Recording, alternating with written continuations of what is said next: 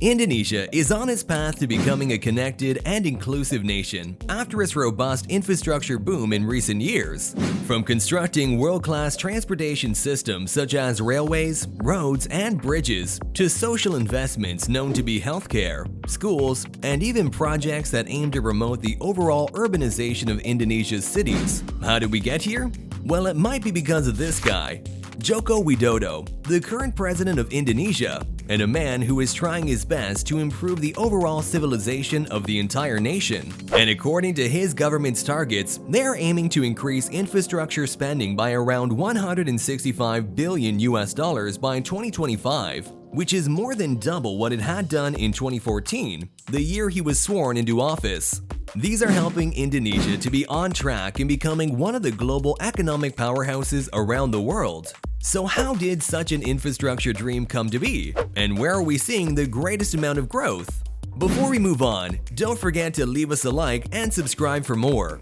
Back in 2014, when the current president Joko Widodo was sworn into office, he pledged to build out the entire nation of Indonesia, a plan that would cost over $350 billion within the next 5 years of his tenure. This comes as Indonesia was badly in need of infrastructure. According to the World Bank, Indonesia actually has to spend a lot more. An estimate according to their report recommends $1.5 trillion to sustain its gap from other emerging countries. Moreover, 4 years prior to Joko's tenure, the infrastructure spending of the land was only around $12 billion. But by 2019, this went up to over $35 billion, and as such, we have seen several of these mega projects being done across the country. From light rail transit and mass rapid transit systems, to thousands of kilometers of roads and bridges, to energy-generating schemes, and even projects that aim to digitalize the entire nation. There have, however, been several challenges along the way during this term. A few years after his ambitious program started, only a few of the 245 projects were actually finished, and the majority of them were still under construction. Come the next election, Joko Widodo won his second term in office, for which he is sworn and doubled down on his ambitious goals for the entire country. This time, however, he wants Indonesia to become among the top 5 biggest economies around the world by 2045, and aims for the nation to have a nominal gross domestic product of over $7 trillion.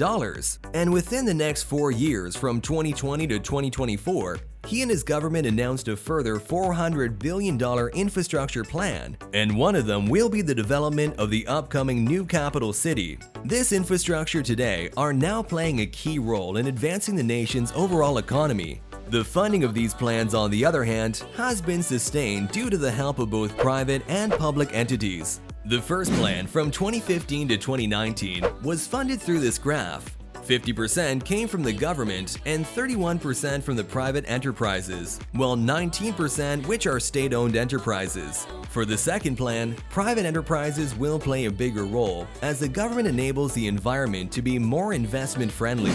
An example that this is already happening in the immense rush of international investments within the new capital city. So the future is on its path to becoming way better, way more connected, and a greater economy than what it was back 2 or 3 decades ago. The time when Indonesia was infamously known for its infrastructure crisis after several bottlenecks hit their roads, transit systems, and most importantly, its airport operating double of its actual capacity. Thankfully, Indonesia has fought hard to increase its infrastructure spending and is now very much on track to become a global leader. But has it all really been rainbows and sunshine? Well, obviously no. These types of endeavors, especially huge ones, often come with quite a number of challenges. So far, the biggest we have ever seen that came across these is the financing. A $350 and $400 billion master plan is a rather huge sum of money. It needs a lot of help from the various sectors the country has. Furthermore, as these are a huge sum of projects, not all of them will probably end up having a good return of investment to the government and private enterprises. Regardless, however, we believe that these challenges are short-term and we should be looking at the future.